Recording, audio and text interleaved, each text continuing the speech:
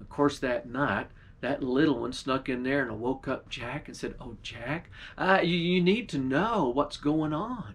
Why, my daddy, he's going to introduce you to the three of us, but you're not going to be able to tell us apart because we're going to come in there just like them wolves you seen before, and you won't be able to tell one from another. But I'll lick out my tongue at you when I come in, and so you'll know it's me. You just keep your eye on me and don't lose me." Jack said, "Okay." And so the next morning they got up, and them girls had put out a big breakfast, and Jack and that old red bearded man eat it up.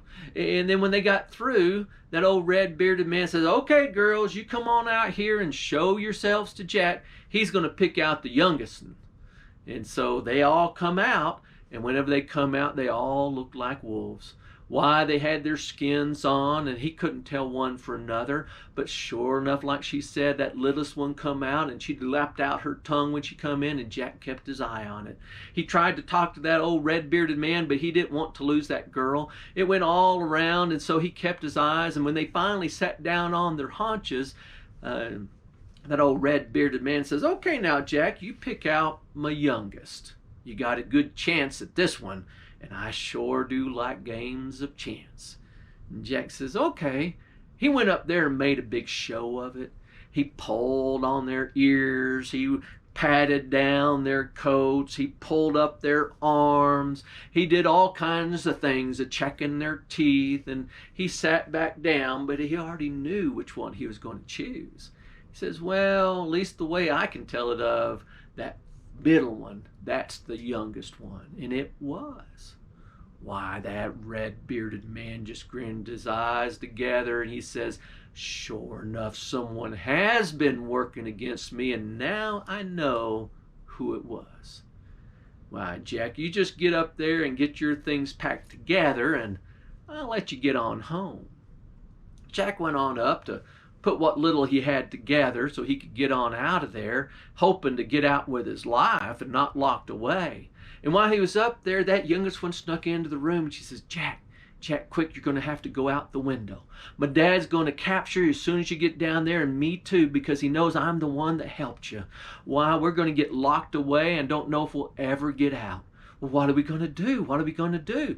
He says, "Well, I'm going to throw you out the window, and you get over to the barn, and when you get in there, they're going to be big horses and big mules, but they're going to be two little small ones, look like foals, a little tiny horse and a little tiny mule. And you get them and you get them ready and pull them out. When I get over there, I'll saddle them up. You let me do the saddling now, and we'll get out of here before my daddy catches wind of it."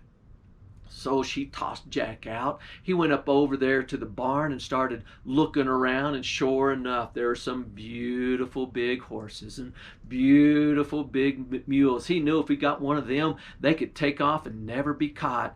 He finally looked at that teeny tiny little one, looked like a miniature horse and a miniature mule. He couldn't even get onto it. Why, he stood over it, and he was just too big. Why, he didn't really want to, but he decided to listen, and so he started leading them out. By the time he got out, that girl had already gone down and talked with her daddy and snuck out around the back and was over there. Why, as soon as she put on the saddles and cinched them down, they just stretched right up, and they looked stronger and better than any of the others. They hopped on them, and they took off a-riding. As soon as they hit the gate, why, they could hear behind them. She says, "Now, Jack, you tell me when my daddy gets close. He's going to chase us, and he's going to chase us. I can't look back or it'd be bad for me. So you're going to have to tell me what's going on and what's happening." They was a charging on down the road as fast as they could, and sure enough, here come that old red-bearded man on the back of a great big old mare, and it was a bearing down on him. He's saying, "Oh, he's coming, he's coming, he's catching up, he's catching up. Don't know what to do."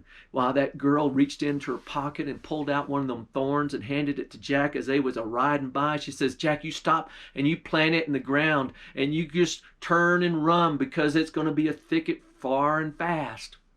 So sure enough, she kept a riding. Jack got down, put that thorn in the ground, and there just grew this great big old huge thicket. That old red bearded man had to stop on the other side. Jack caught up to the girl and they was going on. He turned around and went back to his house, and he got that hat, that little tiny bit of a penknife. He come running up there, and of course he just waved it at it, and that thicket was gone. He kept coming up faster, and he got closer and closer, and Jack was saying, he's getting on us again, he's getting on us again, he's through the thicket, he's going to catch us before we can even get out of this valley.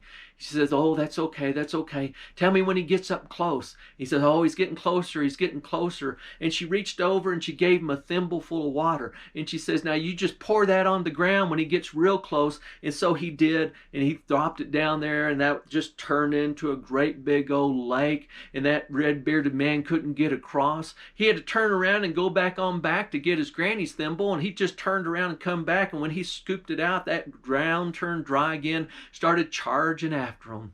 I said, don't know what I'm going to do. Don't know what I'm going to do.